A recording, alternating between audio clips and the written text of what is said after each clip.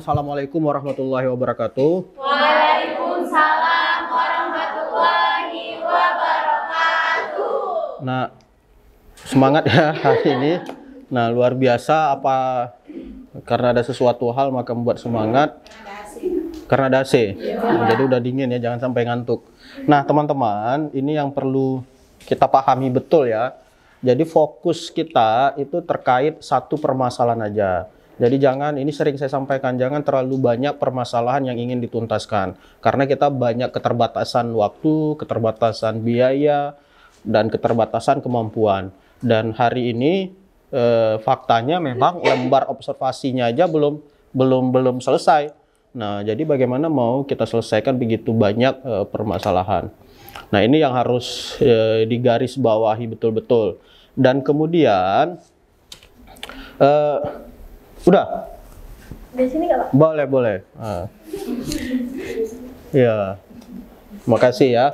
Dan kita juga fokus permasalahannya itu bukan hanya di judul, tapi di pertanyaan ataupun di pernyataan yang mau kita sampaikan ke tempat penelitian kita.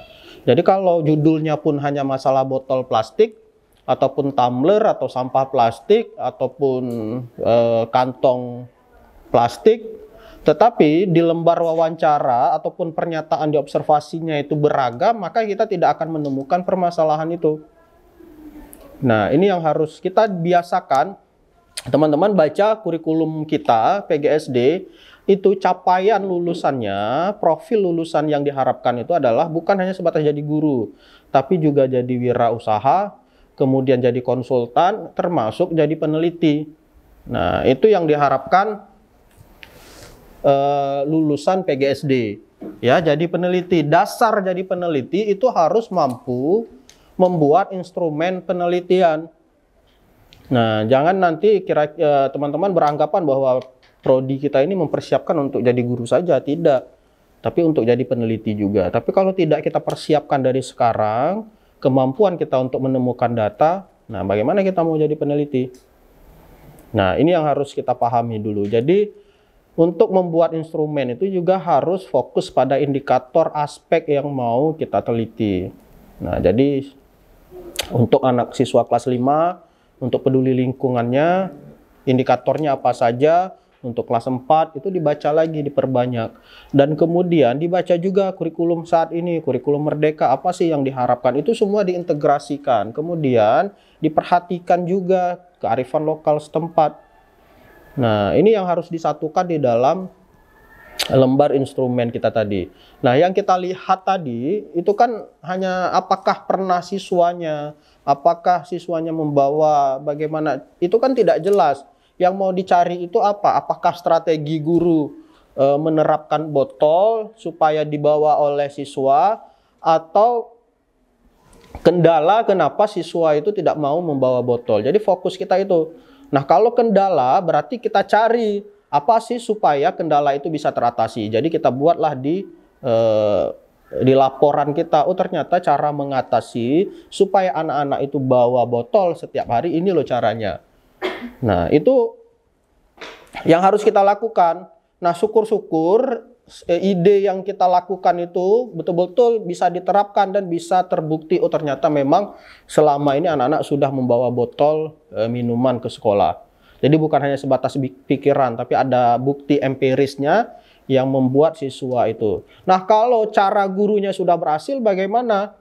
Itu juga boleh, teman-teman dapatkan datanya bagaimana sih guru tersebut bisa menerapkan kemampuannya supaya siswanya itu membawa botol setiap hari. Jadi itu yang teman-teman tulis, teman-teman laporkan, dipublikasi. Oh, ini loh caranya di SD 2 mana, Langsa, Merandeh, ada strategi khusus dia supaya siswanya itu membawa botol. Jadi ada dua, ada satu potensi, kelebihan, yang kedua ada hambatan. Itu yang harus dipecahkan dan itu yang harus dipublish. Ya. Paham ya? Jadi jangan terlalu banyak permasalahan, akhirnya kita nggak tahu mau kemana-mana. Nah, teman-teman fokus dulu ke sini. Nah, kalau main HP, ya gimana? Nanti nggak dapat juga, tapi kita mau jadi peneliti. Nanti gabung ke sini, lanjut S2, terus ketemu dosen-dosen di sini. Kalau kita nggak bisa meneliti, gimana respon dosen-dosen di sini? Teman-teman kan bentar lagi udah wisuda, ya kan? Nah, ini yang harus dipersiapkan. Jadi biasakan dulu. Ini kan juga melatih ya, melatih ketika guru kita tanyai, kita dengar, jangan main HP dulu, supaya datanya itu masuk gitu. Nah, saya teman-teman ketika duduk sama dosen-dosen lain, Pak Ronald, Pak Febri dan lain-lain itu, saya lebih banyak diam malah. Karena saya takut nanti kalau saya terlalu banyak berbicara, hati mereka itu tergores gitu. Mereka kan berilmu ya. Nah, ini serius. Orang berilmu kalau kita sakiti, itu hilang. Hidup kita, keberkahannya itu nggak ada lagi. Nah, ini yang harus kita jaga betul. Jadi saya nanti salah ngomong, tiba-tiba hati mereka sedih karena ucapan saya. Nah, jadi kalau kita membuat sedih orang berilmu gimana? Orang berilmu itu kan kekasih Tuhan. Nah, apalagi main HP, ini bagaimana? Nah, lagi dosen kita, guru kita, bukan teman kita, guru kita lagi berbicara, kita main HP, atau teman kita lagi presentasi, kita main HP. Kalau sedih perasaannya gimana? Mana tahu dia dimuliakan Tuhan, semalam tahajud dia. Nah, datang kita menyakiti hati dia pagi-pagi, kan itu yang dihindari ya. Jadi ilmu itu, teman-teman mungkin ada kitab ta'lim itu cara belajar itu seperti apa, itu yang harus dijaga. Bahkan ada ulama besar itu, dia khusus mengurusi sendal gurunya daripada dia ikut majelis gurunya. Akhirnya jadi ulama besar juga, begitu penting etika itu. Nah, teman-teman juga harus dipersiapkan dari sekarang. Ini kan mau persiapan jadi guru, jadi dunia kerja. Dari sekarang dibiasakan. Nah, bayangkan kalau saya pimpinan teman-teman main HP bagaimana? Akhirnya kan saya nggak respect ya. Akhirnya teman-teman hanya sebatas datang kerja, pimpinan nggak peduli. Akhirnya kan kita merasa terkucilkan juga. Ya, karena sikap kita. Karena dari masa-masa kuliah kita sudah membentuk sikap seperti itu. Akhirnya ke bawah-bawah ke dunia kerja. Ataupun ketika mertua ngomong, nah kita sibuk main HP, nggak kita dengarkan. Karena perilaku itu kan sesuatu hal yang dibiasakan. Nah, itu yang harus kita jaga, teman-teman, baik-baik. Ya, terkecuali memang penting. Kadang tidak terlalu penting juga, ada yang foto. Ini fakta, teman-teman mungkin merasakan juga. Oh, saya cantik sekali hari ini. Lipstik saya sangat bagus. Kok ini baru lagi, saya foto dulu. Nah, itu nanti dulu lah. Saya juga ngerti, saya juga suka foto-foto. Tapi itu nanti, setelah pulang atau apa. Kan nggak keringatan, udah pakai AC. Iya. Bedaknya juga nggak luntur kan. Nanti. Gitu ya, teman-teman. Jadi fokus lagi ke sini. Jadi untuk menemukan itu seperti itu. Nah, jadi kalau kita tidak mempersiapkan lembar observasinya, ya kita kesulitan menemukan datanya. Akhirnya liar datanya, tidak jenuh. Nah, jadi data itu harus betul-betul jenuh yang harus kita dapatkan. Misalnya, ibu batuk. Nah, siapapun yang bertanya, ibu batuk atau tidak, ibu akan menjawab batuk. Nah, itu datanya sudah jenuh. Jangan sampai nanti saya bertanya, ibu batuk apa enggak? Batuk. Terus datang orang lain bertanya, batuk, batuk. Terus yang keenam, yang ketujuh ibu ditanyain, apakah ibu batuk? Tidak. Berarti datanya belum valid, belum jenuh gitu. Nah, jadi sebegitunya harus sering, harus mengikuti betul-betul. Apalagi tadi, Pak kami dari jauh aja, sekilas, itu datanya nggak jelas. Nah, terus apalagi kita tambah-tambah. Nah, kita kasih bumbu-bumbu, kita siram biar mekar datanya. Nah, ini kan nggak pas juga. Padahal faktanya nggak seperti itu. Nah, kita kadang memang harus berani, harus berani menunjukkan fakta supaya kita itu bisa mengevaluasi diri, apa sih kekurangan kita. Ketika kita dikritisi, ketika kita diberikan saran, jangan sakit hati. Nah, jadi ketika ada teman kita, kamu hari ini kok kucel ya, jangan marah. Itu evaluasi, oh saya besok nggak boleh kucel gitu, karena teman saya sudah memberikan masukan. Seperti itu, jangan pula bertengkar. Ada tadi sebelum dia berikan nasihat ke kita, saran ke kita, ada niat untuk traktir bakso. Tapi karena tiba-tiba dia mengatakan kita kucel, nggak jadi. Nah, ini kan nggak boleh seperti itu. Jadi makanya walaupun faktanya memang di sekolah itu banyak sampahnya, ya tunjukkan aja. Nah, tapi kalau memang sekolah itu tidak mengizinkan menyebutkan nama sekolahnya, ya udah kasih inisial aja. Yang penting faktanya itu jangan disembunyikan, supaya ada cara kita untuk mengatasinya. Begitu ya, jangan dari jauh. Jangan-jangan bukan tumbler. Jangan-jangan tempat golok ya digantung di sebelahnya. Kita kan nggak tahu. Sekarang kan banyak anak-anak muda itu membawa senjata tajam, kelewang gitu ya. Nah, ini yang harus kita jaga.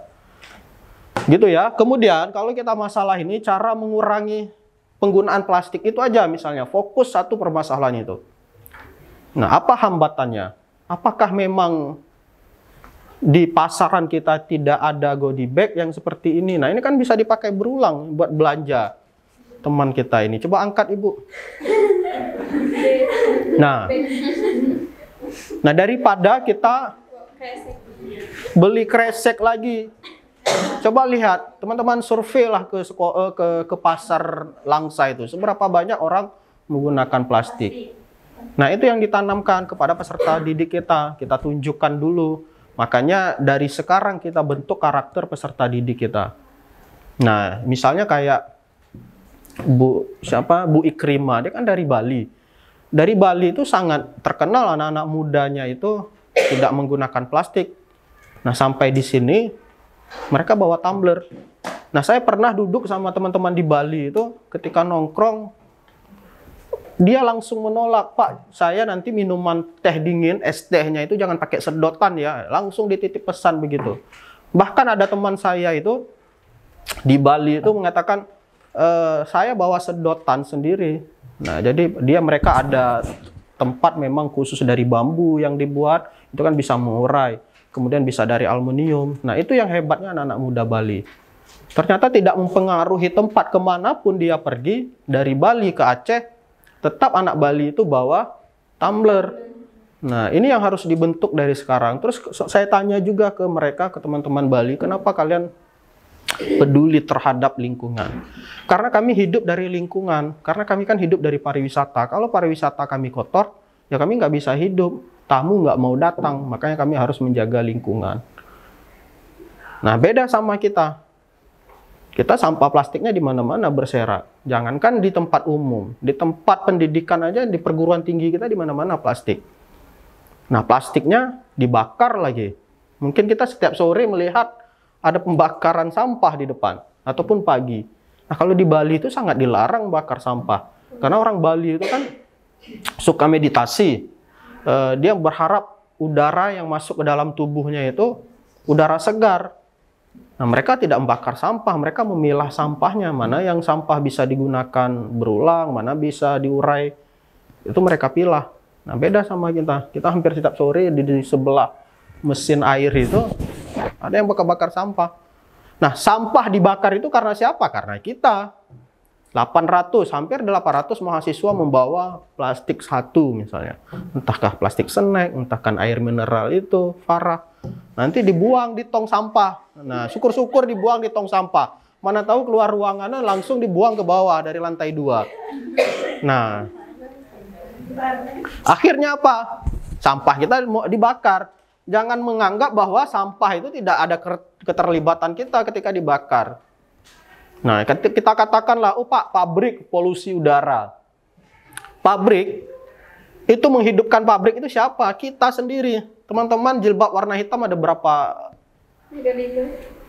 lembar di rumahnya? Banyak. Sebulan berapa kali belanja jilbab hitam? Berapa kali? Kalau setahun berapa kali? Berapa lembar? 3 lembar dalam setahun. Kali berapa orang kalian? Berapa hari harus pabrik jilbab itu hidup gitu? Berjalan, beroperasi, memproduksi jilbab-jilbab.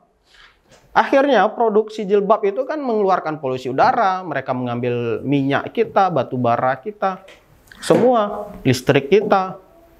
Akhirnya udara kita juga tercemar. Kita protes, oh kita demo, pabriknya kok mengeluarkan polusi. Ya karena kita beli barang-barang apa yang diproduksi oleh mereka. Pakaian kita, udah berapa banyak pakaian kita? Sepatu, sendal. Nah, make up, lipstick itu, botolnya itu diproduksi menggunakan apa? Coba lihat di lemari teman-teman atau di mana lah, berapa banyak bekas.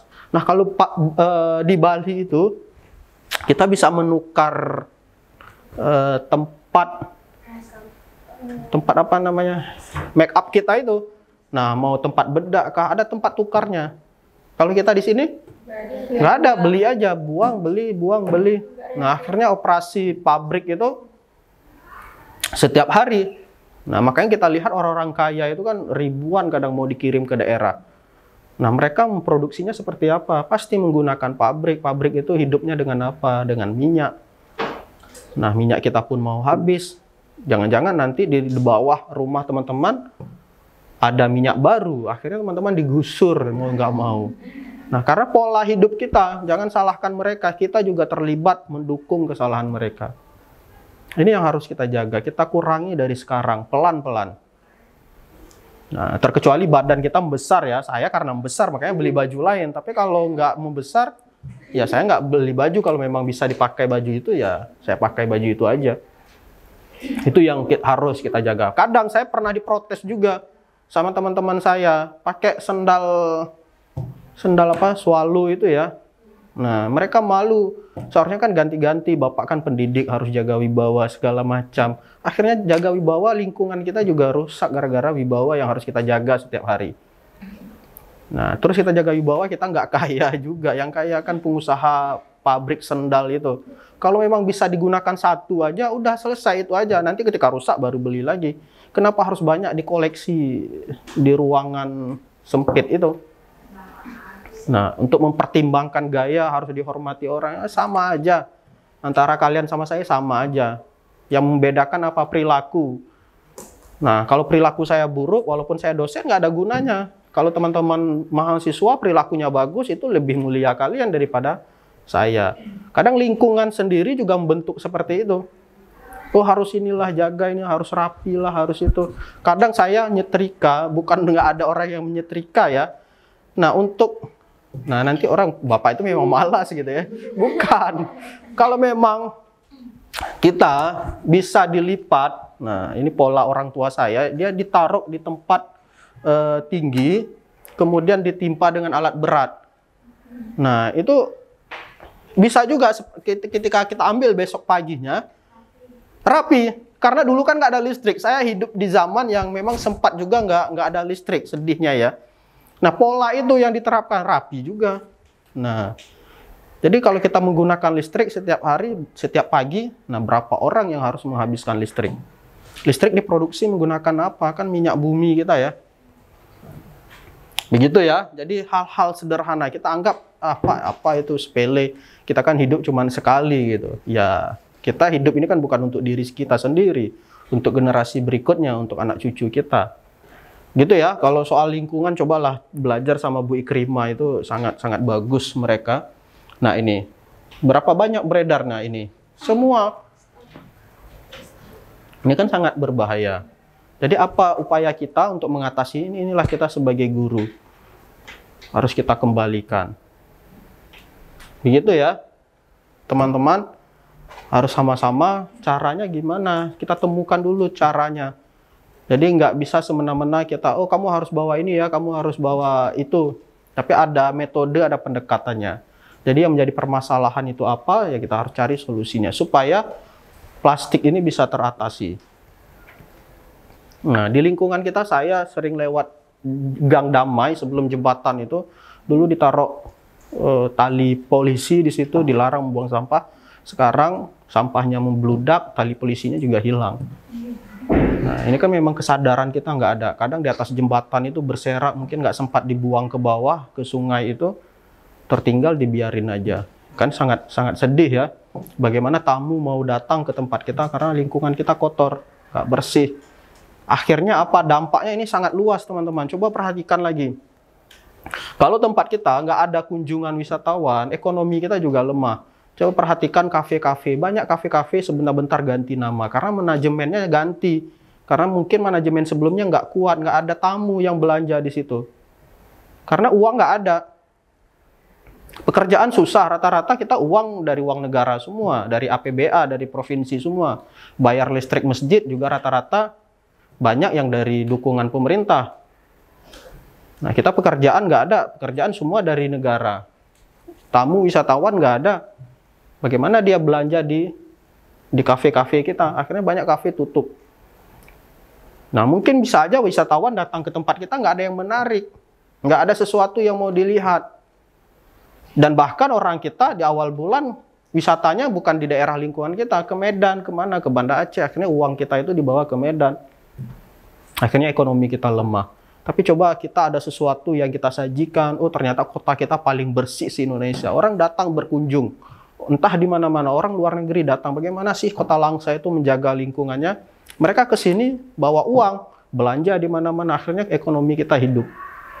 Jadi nggak ada cerita sebentar-bentar kafe itu ganti nama, sebentar-bentar gerobak itu kok tutup gitu. Coba perhatikan lingkungan teman-teman sekitar. Berapa banyak kafe di depannya, berapa banyak gerobaknya yang tutup. Dulu di Telkom itu saya lihat dulu sering kami duduk di situ namanya Fuadi. Sekarang jadi LV. Itu satu. Kemudian di Semerbak itu punyanya, kalau nggak salah punyanya Pak Rektor Unsam, itu juga sudah berapa kali ganti nama. Sekarang namanya jadi AA. Dulu ada SWN, ada Semerbak, ada Kebun Kopi. Karena uangnya nggak ada, siapa mau belanja? Sedangkan bayar baristanya itu, kopinya itu kan mahal. Berapa juta harus dibayar setiap bulan. Sedangkan yang beli nggak ada. Gimana orang mau beli? Uang nggak ada berputar di kota kita.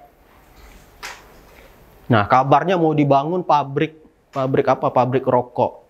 Seberapa banyak menampung uang, menampung karyawan untuk di pabrik itu. Nah, makanya teman-teman, sebenarnya dampak dari plastik ini sangat luar biasa. Nah, kalau saja kita bisa ini misalnya di sekolah kita terkenal juara 1 cara mengelola sampah plastik. Nah, jadi sekolah-sekolah lain datang. Dia bisa keliling melihat Kota Langsa seperti apa, hotel-hotel kita hidup, ada yang menginap, wisma-wisma masyarakat bisa hidup, ada orang yang menginap. Untuk melihat bagaimana sekolah kita itu cara mengelola plastik. Nah, ini cakupannya sangat luar biasa. Belum lagi ekonomi kreatifnya, bagaimana orang bisa memanfaatkan sampah-sampah ini menjadi ekonomi kreatif yang mahal. Tapi coba teman lihat di Kota Langsa, ada nggak tempat orang yang anak-anak mudanya menghasilkan produk yang kreatif yang bisa dijual? Nggak ada, susah kita temukan. Kemarin saya lihat di situ ada apa namanya tempat buat keramik alumni Jogja itu. Sekarang saya lihat nggak hidup juga. Mungkin keramiknya mahal, harga tanahnya juga mahal, uang nggak ada, akhirnya nggak jalan. Nah ini ya, jadi dampaknya itu bukan hanya sebatas polusi udara, bukan hanya merusak lingkungan, tapi pertumbuhan ekonomi juga rusak karena sampah plastik ini. Jadi teman-teman, kita awali semua cerita kita tadi dari kemampuan kita untuk mengatasi masalah. Mengatasi masalah itu caranya seperti apa? Ya kita mencari dulu masalahnya apa. Jadi jangan sekarang banyak orang, oh saya mau menyelesaikan masalah A gitu. Padahal permasalahannya belum tentu A. Nah, jadi masalahnya dulu ditawarkan, sedangkan fakta di lapangan bukan seperti itu. Nah, jadi itu teman-teman, asah lagi keterampilannya untuk membuat instrumen untuk menemukan data-data ini. Tapi kalau salah data kita, maka salah semuanya. Ada pertanyaan sampai di sini? Tidak ada? Oke, kalau tidak ada, satu kelompok lagi, silakan. Saya sudah menjelaskan untuk expo itu? Belum ya? Yang di PGSD Fair itu belum saya jelaskan?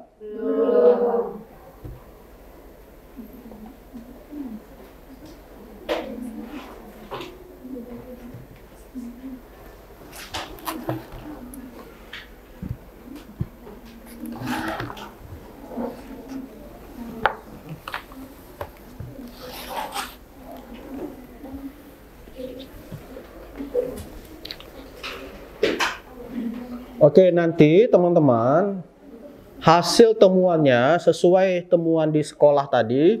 Nanti silahkan buat judulnya seperti ini. Ini udah belum? Oke, silahkan buat judulnya. Judulnya apa saja sesuai dengan fakta yang ditemukan. Buat judulnya seperti ini, buat logo Unsamnya. Kemudian latar belakangnya apa? Cara buat latar belakang udah lah ya, udah semester 3 kok. Kemudian tujuannya apa? Dari latar belakang tujuan kalian apa? Untuk menyelesaikan permasalahan itu kah atau apa? Kemudian metodenya bagaimana? Nah, jadi ini ya, metode penyelesaiannya. Kemudian kalau memang tidak sampai diterapkan, kan kita ada studi kasus dan segala macam sesuai dengan metode yang ada di sini. Kemudian nanti cara hasilnya apa? Nah, apakah permasalahan ini bisa teratasi atau malah semakin memperburuk? Nah, nanti disampaikan di sini. Kalau memang tidak sampai diterapkan, berarti teman-teman bisa menganalisis beberapa artikel untuk disampaikan di sini. Kemudian rekomendasinya apa terkait permasalahan yang teman-teman selesaikan. Nah, kemudian kesimpulannya, apa yang teman-teman bisa simpulkan dari proses yang teman-teman lakukan. Kemudian jangan lupa rujukan pustakanya, referensinya. Jadi ini nanti silahkan dibuat siap di sini. Nah, ini. Jadi jangan asal-asalan, nanti orang nggak mau melihat akhirnya nggak dibawa, jadi sia-sia aja. Setelah dibuat seperti ini, dicetak bannernya, kemudian dipajang seperti ini, nanti patungan aja. Ya, ini setelah patungan nanti bisa digunakan di bulan puasa untuk jualan, gitu ya, biar orang menarik.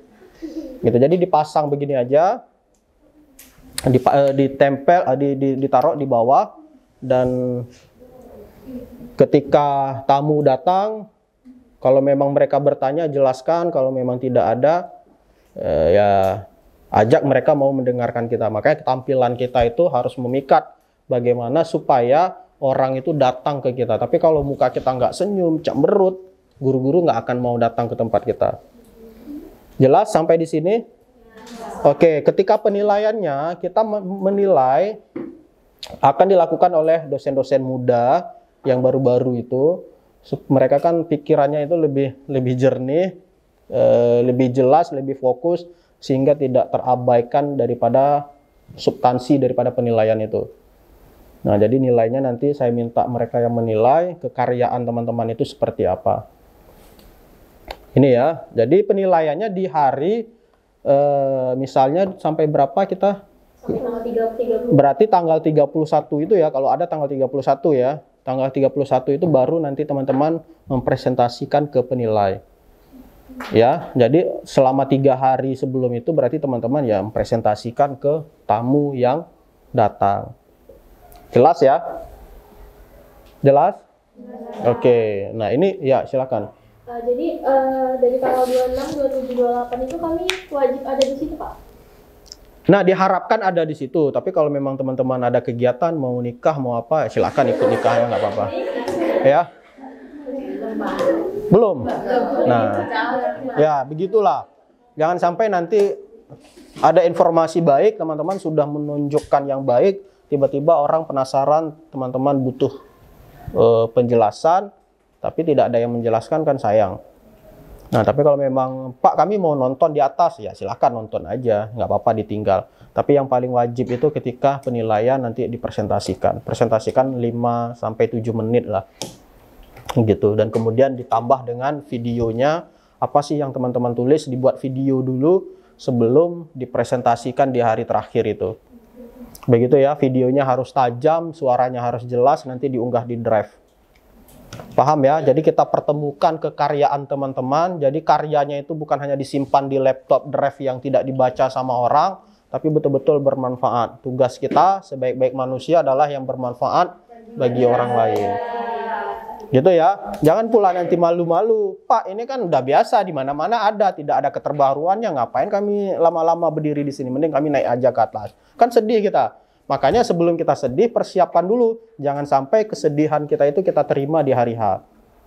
Caranya bagaimana? Harus cari keterbaruannya yang belum ada di tempat mereka, yang memang kreatif dan bisa diterapkan dan praktis dibawa kemana-mana. Kalau memang teman-teman buat produk, bawa produknya dalam bentuk hardnya seperti apa, dalam bentuk digitalnya seperti apa. Gitu ya. Kalau memang nanti mereka, Pak, tinggal klik aja barcode-nya, ya buat barcode-nya seperti ini. Tapi kalau memang nggak buat barcode juga boleh, buat tautannya seperti apa, bebas aja. Begitu ya. Jadi teman-teman, guru-guru yang datang, tamu-tamu kita yang datang, bukan hanya sebatas membawa siswanya ikut lomba, tapi mereka juga ada pengalaman baru yang bermakna yang mereka bawa pulang. Mudah-mudahan menjadi amal jariah. Nah, ini kan tidak terputus ya amalan jariah kita kalau kita berbagi yang positif. Gitu ya, jangan sampai nanti, oh ini siapa dosennya, Pak Rahman, kok karyanya seperti ini gitu. Gitu ya, pasti kalau yang buruk itu pasti kena dosennya, tapi kalau yang bagus ya mahasiswanya. Nggak apa-apa. Nah, tujuan kita memang itu, makanya teman-teman harus menunjukkan kekaryaan yang bagus, yang baik, yang memang bisa diterapkan.